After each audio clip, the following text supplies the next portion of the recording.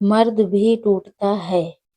समाज में मर्द को हमेशा पत्थर समझा जाता है, जिसे ना रोना चाहिए, ना पत्थर चाहिए, ना शिकायत करनी चाहिए। रामू भी उन्हीं मर्दों में से एक था जो हर सुबह सूरज से पहले उठता और रात को सबके सोने के बाद थक कर चुपचाप लेट जाता।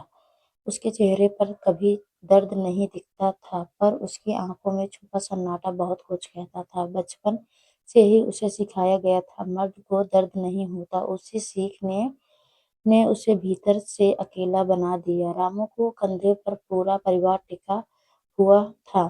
बूढ़े माँ-बाप, पत्नी और 2 छोटे बच्चे। दिन भर मजबूरी, रात को चिंता कि कल काम मिलेगा या नहीं। घर में सबकी ज़रूरतें थी, लेकिन रामू की ज़रूरतें किसी को दिखती ही नहीं थी। अगर वह थक कर बैठ जाता तो लोग कहते, मर्द होकर इतना थक गया। वह सवाल उसके दिल को चीर देता है, पर वह मुस्कुरा देता। पत्नी भी कभी-कभी कह देती, आप कुछ बोलते क्यों नहीं?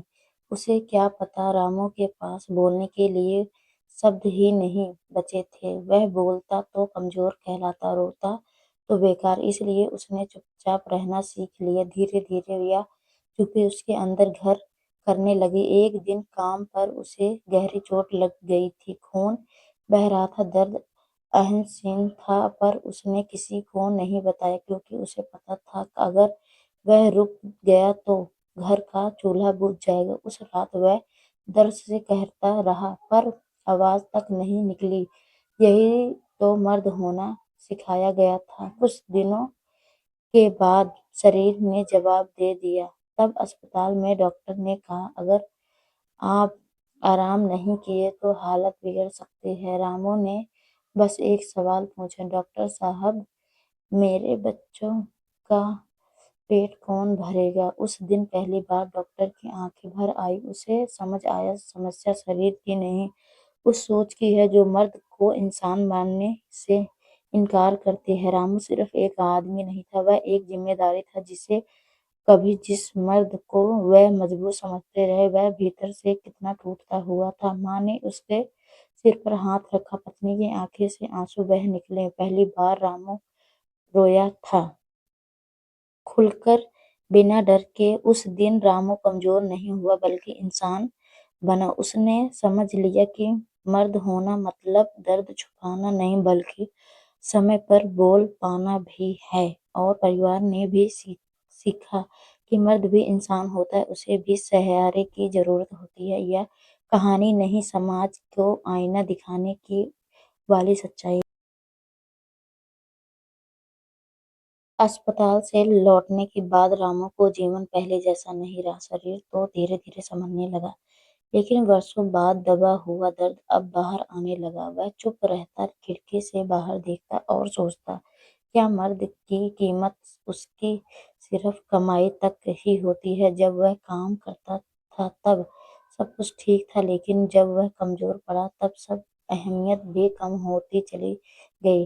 पड़ोसियों की बातें उसके कानों तक पहुंचने लगी। अब तो रामू बेकार हो गया, घर कैसे चलेगा? यह सब चाकू की तरह उसके भीतर एक डर जगाता रहा। अगर वह दोबारा खड़ा नहीं हुआ पाया तो उसका परिवार क्या करेगा? पत्नी ने पहली बार उसका डर महसूस किया। उसने धीरे से कहा, आप अकेले नहीं। यह शब्द रामू के लिए दवा से भी ज्यादा असरदार थे। वर्षों बाद किसी ने उससे उम्मीद नहीं, बल्कि साथ मांगा था। उसी पल उसे एहसास हुआ कि मर्द की ताकत सिर्फ कमाने में नहीं, बल्कि सच बोलने में भी होती है। माँ ने भी बेटे को पास बिठाकर कहा, बेटे, तूने सारी उम्र हमारा बोझ उठाया, अब थोड़ा हमें भी उठाने दे। यह सुनकर रामू की आंखें भर आई। पहली बार उसे ने लगा कि उसकी कमजोरी अपराध नहीं। समाज ने भले ही उसे पत्थर बनाया सिखाया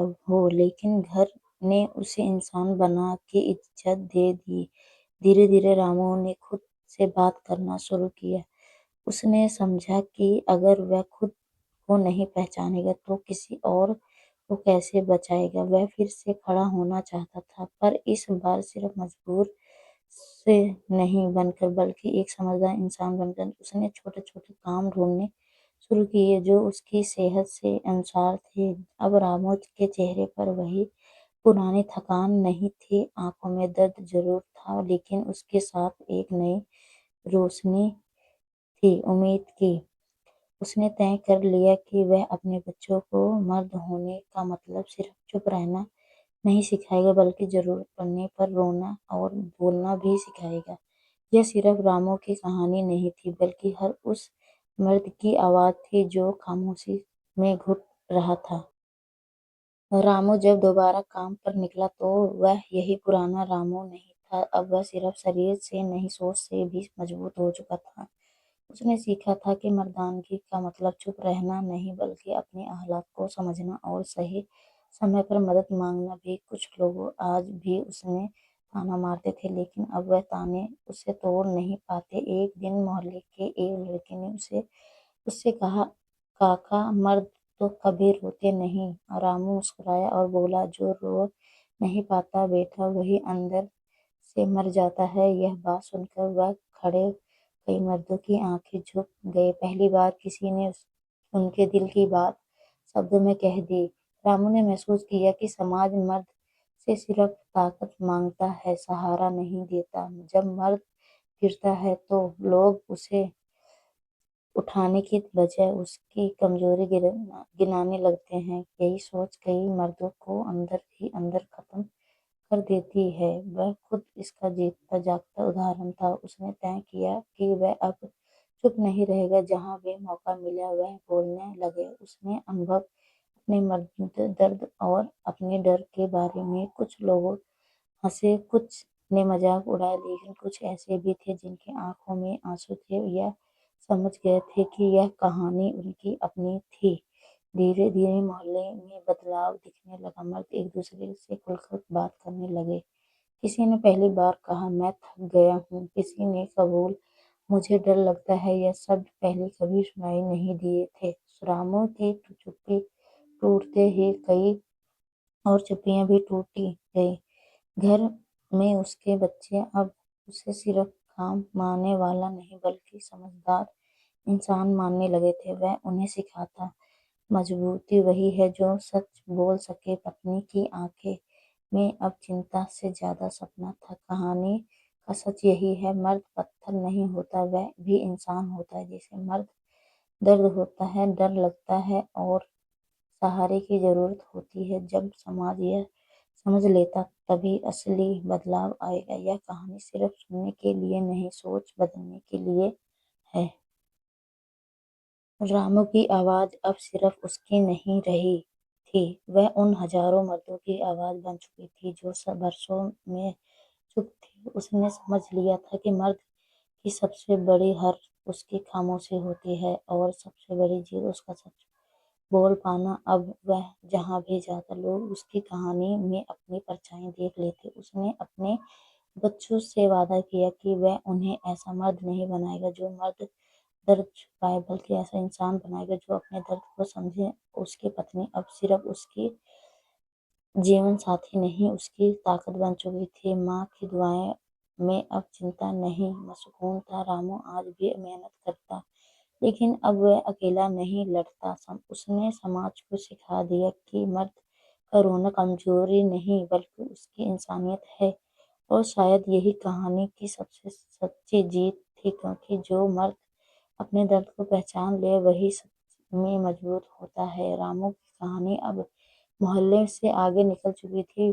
पास के गांव में भी लोग उसके बारे में बात करने लगे थे, उस मर्द के बारे में जिसने कमजोरी को छुपाया नहीं, बल्कि सच के साथ जिया। कई मर्द उसने मिलने आए, किसी ने अपनी बेरोजगारी बताई, किसी ने कर्ज का डर बताया, किसी ने घर के भीतर का अकेलापन। रामू हर किसी की बात चुपचाप सुनकर, क्योंकि वह जानता था कभी कभी सुन लिया जाना ही सबसे बड़ी मदद होती है। उसने महसूस किया कि समाज मर्द से सिर्फ निभाने की उम्मीद करता है, समझने की नहीं। जब मर्द टूटता है तो लोग उसे संभालने के लिए बजाय सलाह देने लगते हैं। रामू ने ठान लिया कि वह यह चक्र तोड़ देगा। वह हर मर्द को यही कहता, तुम्हारा दर्द जायज है। धीरे धीरे कुछ औरतें भी इस बात बातचीत का हिस्सा बनने लगी थी। उन्हें समझा कि घर का मर्द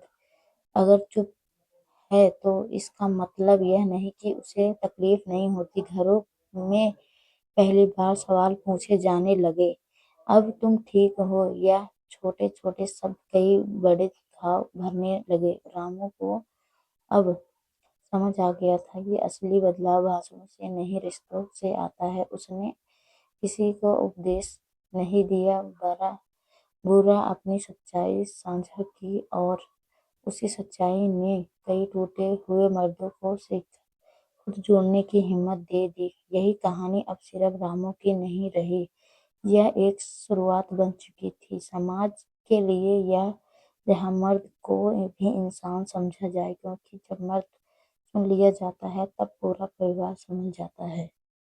समय के साथ साथ रामू सिर्फ एक इंसान नहीं बल्कि एक मिसाल बन गया। अब जब किसी घर में मर्द चुप रहता तो लोग उसे कमजोर नहीं बल्कि परेशान समझने लगे थे।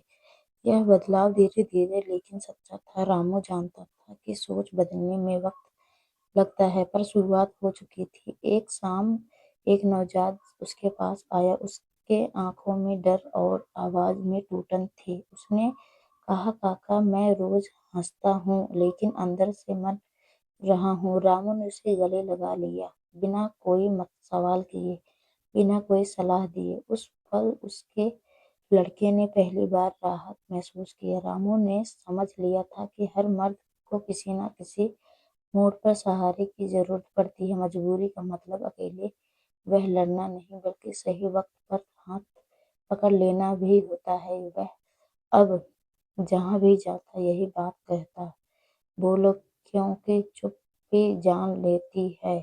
घर में मोहल्ले बदल चुका था। बच्चे अपने पिता से डरते नहीं थे बल्कि उसने सीखते थे। पत्नी जब उसकी थकान पहचानने लगी थी, माँ की आंखें में अब संतोष था कि उसका बेटा सिर्फ कमाने वाला नहीं बल्कि सोचने वाला इंसान बन गया है। रामू जानता था कि हर कहानी का हीरो मंच पर खड़ा नहीं होता। कुछ हीरो चुपचाप समाज की जड़ों बदल देते हैं और वही उन्हीं में से एक था। यह कहानी अब एक सवाल बन चुकी थी, अगर मर्द रो सकता है तो समाज उसे सुन क्यों नहीं सकता। तो दोस्तों, आपको यह कहानी कैसी लगी कमेंट करके ज़रूर बताइएगा। अगर आपको यह कहानी पसंद आई हो तो इसे लाइक करें और अपने दोस्तों के साथ शेयर करें। आगे भी ऐसी रोमांचक कहानियों के लिए हमारे चैनल को सब्सक्राइब करें और बेल आइकन दबाना ना भूलें, ताकि आप हमारी कोई भी कहानी मिस ना करें। धन्यवाद दोस्तों, आपका दिन अच्छा हो।